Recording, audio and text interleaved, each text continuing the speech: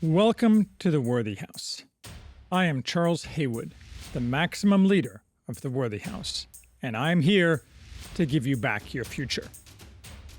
At the Worthy House, we offer reality-focused writings on a variety of topics, often on history, politics, and, in general, on human flourishing in the coming post-liberal West. Written versions of all Worthy House writings are available at our main site, theworthyhouse.com. Today we are discussing Fentanyl, Inc., how rogue chemists are creating the deadliest wave of the opioid epidemic, by Ben Westhoff.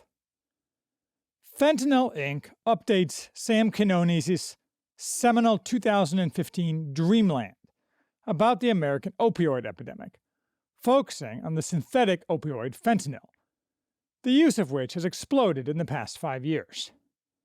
No doubt, increasing drug use is a very important topic for the future of America.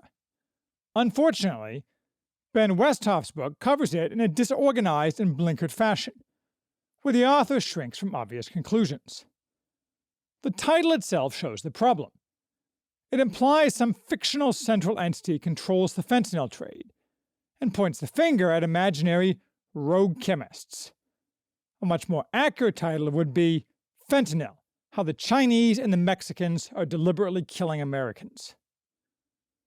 Drug overdose deaths in America topped 100,000 last year, a 50% increase since 2017, the last year data were available for this book. Most, more than 80%, of those were fentanyl. 1 million people have died from illegal drug overdoses in the past 20 years in the United States, far more than the 600,000 who have died of AIDS, more accurately called GRID, in 40 years. Unlike GRID, fighting which has received hundreds of billions of dollars of funding, drug overdose deaths today are mostly ignored by our ruling classes, because they primarily are deaths of white people, poor white people, for whom they have nothing but contempt and hatred. They openly wish such untouchables would die, so nothing is done about these deaths, and it is certainly probable that some in the regime actually assist the fentanyl trade, so more carriers of white privilege will die. This explains why our elites shrieked with horror when J.D. Vance recently dared to say that Ohio voters cared more about opioid deaths than Ukraine. Such blasphemy offended their religion of anti-whiteness, and more notably made them afraid, especially when Vance handily won his primary for Senate. Fentanyl is an extremely powerful synthetic opioid, that is, a drug that acts on the brain in a way similar to opium, but is not derived from botanical precursors, as are morphine, heroin, etc. It was first synthesized in 1959 and quickly became a widely used anesthetic, though whether it is a necessary anesthetic is apparently disputed. Fentanyl is only one of numerous synthetic opioids, a few of which are used in medicine, but most of which have never been synthesized in legitimate commerce, and whose synthesis was only described in dusty scientific journals, forgotten until recently. The opioid trade, until a few years ago, was therefore dominated by botanical derivatives, not synthetics. As everyone has heard, not because our elites say anything about it, but because most normal people are affected by it in some way, the illegal use of opioids has increased dramatically in the United States over the past 2 decades. This was the result of overprescription driven by greed, along with new marketing techniques developed by Mexicans, as Dreamland narrates very well. Fentanyl didn't get added to the American drug mix because there wasn't enough supply of other opioids. Rather, the prime driver was that it produces an extremely desirable high, more intense than, say, heroin. You need to remember that addicts are not like you and me. Many chase ever better highs as the only activity that matters to them in life, and are willing to risk totally unpredictable effects, as well as death, to get those highs. Their cost-benefit calculus is not ours. Demand for fentanyl, once end users were widely exposed to it at reasonable prices, was high. From the supply side, fentanyl is cheap to produce, especially when its sources became laboratory synthesis, often using those long-forgotten scientific papers rather than diverting medical fentanyl. it is also a flexible product for a supplier, because not only can it be sold straight, it can be added to a wide range of other drugs to increase the high, producing Frankenstein drugs that, again, addicts seek out. Consequences be damned. Before the late 2010s, fentanyl and analogs, as close chemical relations with similar effects are known, and which I'm lumping together with fentanyl for purposes of today's discussion, occasionally popped up around the world, typically causing several overdose deaths, because a tiny amount of fentanyl will kill you, and most people don't really know what and how much they're taking, but then disappearing as fly-by-night chemists closed up shop after one batch. The first place fentanyl became a major problem, of all places, was Estonia in 2000, apparently due to the Taliban banning opium production. This bit of trivia highlights a key factor differentiating fentanyl use across countries, and all drug use for that matter: local culture. After all, the Taliban's action affected all opium users, but only in Estonia at that time did fentanyl catch on as a substitute. Why exactly? Who knows? The facts of fentanyl are enough for a long article, not a book. So Westhoff pads out the book with a large amount of information about tangentially related drugs. Some of the narrative is interesting enough. Some is not, and it is all disorganized. The book needs an editor. Westhoff repeats the same information often and makes more than one bizarre statement, such as that a scientist in the 1940s was undoubtedly a genius because he could quote Homer in ancient Greek. The author is apparently unaware that so could most educated men of the time. Ignoring those problems, which are distracting but not fatal, we take a winding road through MDMA, ecstasy, the first global synthetic recreational drug, the brief legalization of psychedelics in New Zealand, synthetic cannabinoids, e.g. bath salts, the rise and fall of LSD, various tear-jerking personal stories of people tied in some way to opioids, from users to dealers to cops, distribution through the internet, with much overwrought talk of the dark web and all-purpose boogeyman, and other related topics. It takes us 150 pages to get to anything substantive about fentanyl, and then it's all about China, which is as it should be. China has a huge chemical industry, about 40% of world chemical production. This is not happenstance, but a part of Chinese industrial policy. The Chinese government directly subsidizes many chemical companies, of which China has hundreds of thousands, especially those tied to pharmaceuticals, correctly seeing them as a key component of global industrial dominance. As was briefly noted in America at the beginning of the Wuhan plague, but then was quickly deliberately forgotten, most of the low-profit drugs we use are made in China, along with most precursor chemicals for the high-profit drugs on which American firms focus. The explicit goal of the Chinese is to shoulder out Americans in high-profit drugs too. The sooner the better. We, on the other hand, have a shrinking chemical industry that avoids R&D and emphasizes extracting rents, like most American industry. We certainly have no industrial policy that will help us in the near future when we are totally at the mercy of the Chinese for our critical drugs. A small part of this vast Chinese chemical industry makes synthetic drugs, including fentanyl, illegal in China, and fentanyl analogs, often not illegal in China. Another part makes chemicals used to synthesize fentanyl. Both drugs and chemicals are shipped abroad, usually completely openly, primarily to Mexico, where drug cartels complete the manufacturing, if necessary, with little fear of government interference, given Mexico is close to a failed state, and then ship massive quantities of drugs to America, using a network of immigrants, legal and illegal, where more Mexicans distribute them. To his credit, after laying out the facts about China, Westhoff takes his book a step further, actually traveling to China, to Wuhan of all places, while posing as a buyer of drug precursor chemicals. This wasn't particularly safe, though I doubt it was as unsafe as he seems to think it was. He was meeting with a company operating openly with the oversight of the Chinese state, after all, not some goons afraid of being executed by Xi Jinping's henchmen for dealing drugs illegal in China. He certainly didn't try to go undercover with the Mexican cartel. This section of the book is quite interesting.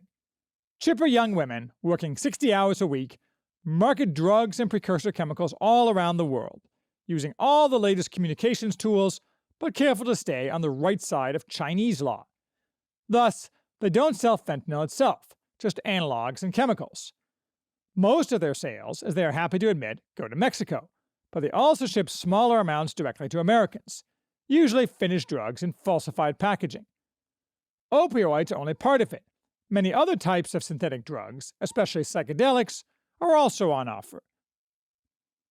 No surprise, the Chinese who run these operations are quite open that they know a great many Americans are dying as a result. Westhoff spends page after page telling us he's not sure why the Chinese government allows this trade, where it's entirely obvious to any reader that the Chinese not only allow, but encourage this trade, as a deliberate action to harm the United States, and incidentally make money. It's not clear if Westhoff is dumb or is playing dumb. He even quotes Chinese military officers who openly state that drug warfare is part of the ongoing war against the United States, but then, like a moron, wonders what it all means. Similar to a man whose wife is sleeping with half the men in town, but he can't or won't see it, Westhoff repeatedly floats bogus alternative explanations for behavior with a simple explanation. Most of them contradict each other. He tells us maybe chemicals are just too hard for the Chinese to control, but then also that the Chinese are still angry about the British pushing opium on them, and this is a way to get back at the West. Or something. Maybe Westhoff's publisher didn't want to anger the real global hegemon, but most likely the reason for all this chaff is simply that Westhoff is afraid of directly criticizing the Chinese and the Mexicans, because then someone might call him racist. The truth, however, is obvious.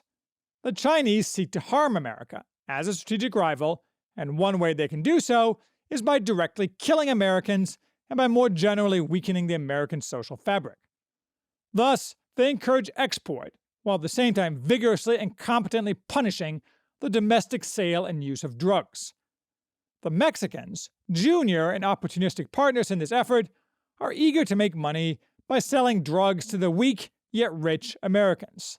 The Chinese similarly have contempt for the stupid and incompetent Americans who can't control their drug problem.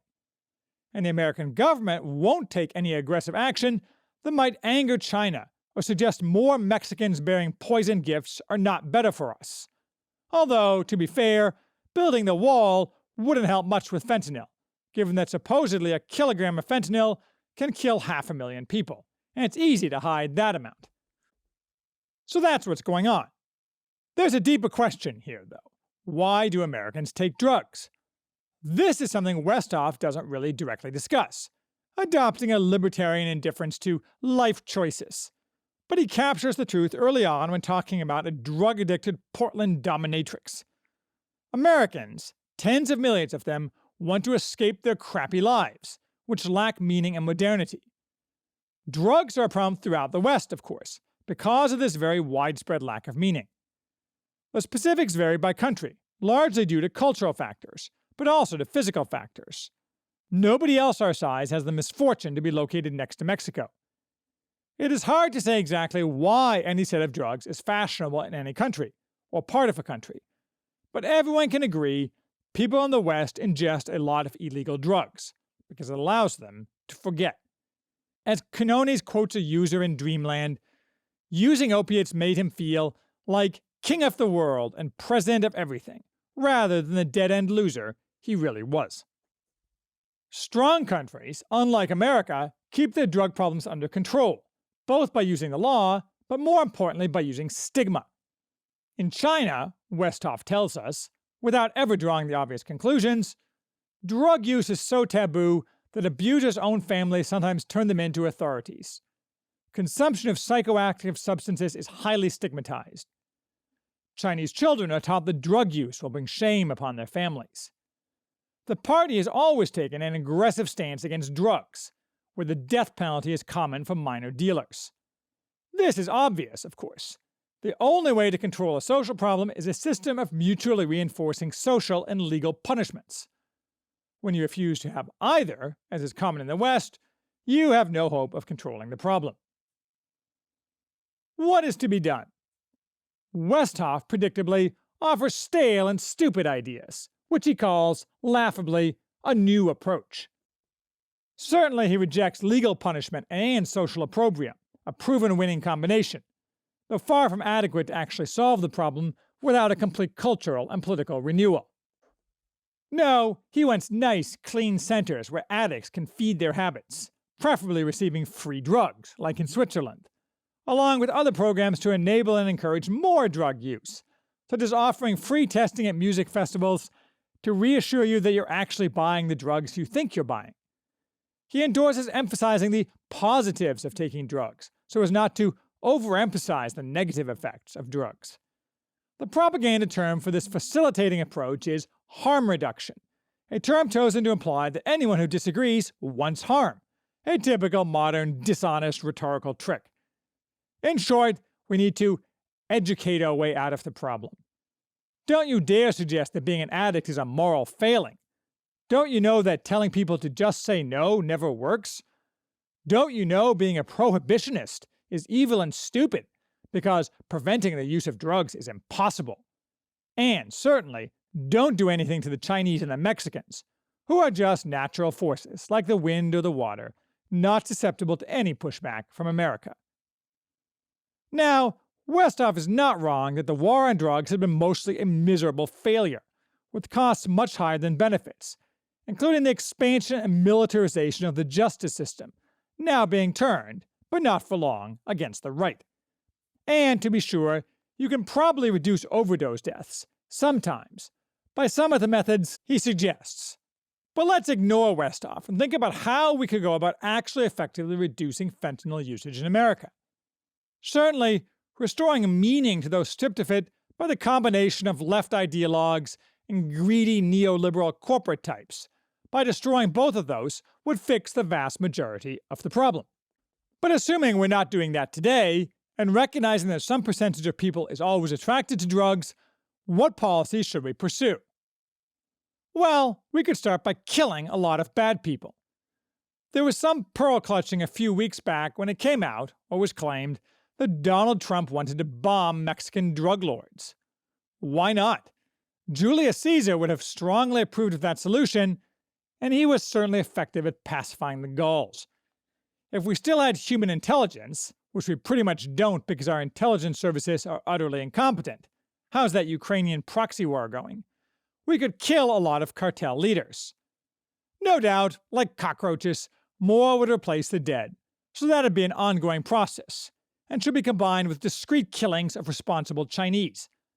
But combine that with a wall and deporting every illegal Mexican in America, using any and all force necessary, and not letting any new legal Mexicans in, we could substantially crimp the trade. Add hanging on a greatly expedited process every person caught dealing fentanyl in America, and we'd crimp it yet more. We'd still have a drug problem, though, because drugs are indicative of a malfunctioning civilization, which is us. The Chinese and Mexicans didn't create our decay, they just take advantage of it. Thus, to take only one facet of this, the common thread in all the overdoses profiled of young people by Westhoff is a broken family. Allowing the left to destroy the family was one of the West's fatal errors, but killing those guilty of selling drugs isn't going to fix the American family. Similarly, we need a culture of stigma, but you can't just mandate that, or a culture that offers meaning to every citizen. On the other hand, we most definitely can mandate a lot more than we mandate now. I intend to write a longer piece on this, but politics is not downstream of culture. If anything, culture is downstream of politics. For example, as abortion is increasingly, and thankfully, criminalized, it will certainly become more culturally acceptable to bear children. We often see culture as the driver of the political only because the left, since 1789, has seen and used culture as a means to political ends. But this is, like all left actions, a corruption of right order. Culture is not, in fact, even downstream of politics in a society that is dominated by the left. It is an extension of politics, indistinguishable from politics, because for the left, everything is political, in pursuit of their diseased goals. But this is a historical anomaly, the solution for which is to eliminate any functioning left. In a well-run society, culture and politics should have little to do with each other. Culture should be tangential to politics, neither upstream nor downstream. If politics, that is, law, has to be used to dictate culture, the society is broken. We're not going to solve the drug problem, therefore, without a complete cultural renewal, which will be downstream, because of the dominance of the left, of a political renewal. Anything we do until then is going to be merely a stopgap measure, which doesn't make it not worth doing. We just need to realize the strong Sisyphean element in all our present actions.